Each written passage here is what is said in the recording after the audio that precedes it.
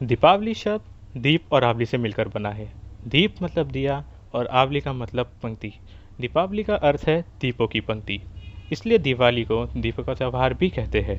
Hello दोस्तों, आप सभी का स्वागत है हमारे चैनल कंटेंट हब पे। आज की इस वीडियो में हम आपको बताएंगे इंडिया में दिवाली मनाने की 7 मान्यताएं। तो आइए पहली मान्यता की तरफ बढ़ते हैं। देश के बहुत बड़े हिस्से में दिवाली मनाने की वजह श्री राम की अयोध्या में वापसी है। 14 वर्षों के वनवास और रावण का वध कर श्री राम, सीता और लक्ष्मण के साथ अयोध्या लौटते हैं। उनके अयोध्या लौटने की खुशी में अयोध्या को सजाया जाता है। इसी दिन से देश भर में दिए लगाकर दिवाली मनाने की प्रथा शुरू हो गई। दिवाली मनाने की दूसरी मान्यता ये भी है कि साउथ इंडिया के कई जगहों पर दिवाली नरकासुर के वध के कारण मनाई जाती है। नरकासुर एक राक्षस हुआ करता था जिसने इंद्र की माता के ताज को चुरा लिया था। इंद्र परेशान होकर श्री कृष्ण के पास जाते हैं और उनसे विनती करते हैं कि वो उन्हें इस दुविधा से निकाले।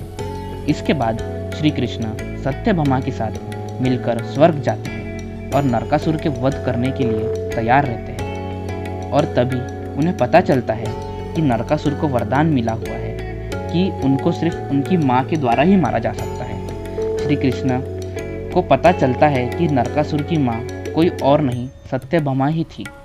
फिर नरकासुर सत्यभामा के हाथों मारा जाता है और श्री कृष्ण खोया हुआ ताज वापस इंद्र की माता को दे देते हैं। इस तरह बुराई पर अच्छाई की जीत के रूप में वह दिवाली मनाई जाती है। दिवाली मनाने की तीसरी वजह है द रिटर्न ऑफ पांडवास।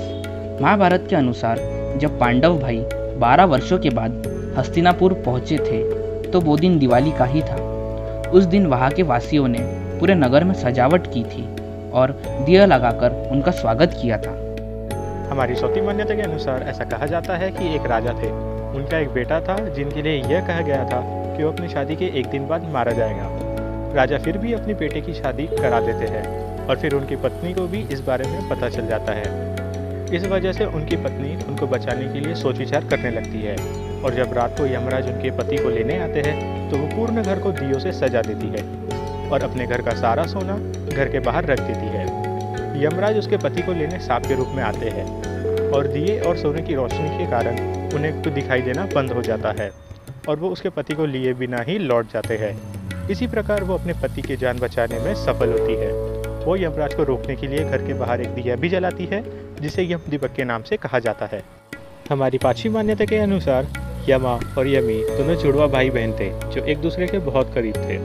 ऐसा कहा जाता है कि अदिति जो यमा और यमी की माँ थी उन्हें सूरज की गर्मी नहीं लगती थी और इसी कारण वो खुद से छाया का निर्माण करती रही। इस बारे में सूर्यदेव को नहीं पता था। एक दिन मतभेद के कारण छाया श्राप देती है और यमा की मृत्यु हो जाती है। यमा धरती पर पहले ऐसे व्यक्ति थे जिनकी मृत्यु हुई थी और वो मृत्यु के बाद भगवान में बदल गए थे और यमा 1 साल के बाद वापस आते हैं अपनी बहन यमी से मिलने और इसी प्रकार भाई दूज मनाया जाता है।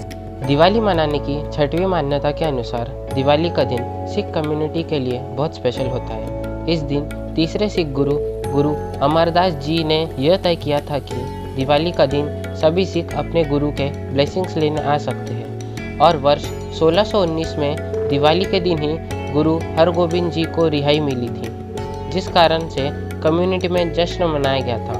और वर्ष 1970 में दिवाली के दिन ही गोल्डन टेम्पल की नींव भी रखी गई थी। 7वीं और आखिरी मान्यता ये है कि दिवाली को मनाने की एक वजह ये भी है कि इसे हिंदुइज्म के अनुसार एक नए वर्ष की तरह देखा जाता है। इस दिन सभी बिजनेसमैन सभी डेब्ट्स को और कर्जों को चुकाकर एक नई शुरुआत करते हैं। तो ये थे हमारे दिवाली मनाने के 7 कारण।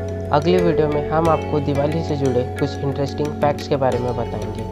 वो फैक्ट्स जानने के लिए हमारे YouTube चैनल को सब्सक्राइब कीजिए और बेल आइकन को दबाइए ताकि आपको हमारे सारे नए वीडियोस का नोटिफिकेशन आए। वीडियो पसंद आए तो उसे लाइक और शेयर ज़रूर कीजिए। So stay tuned guys.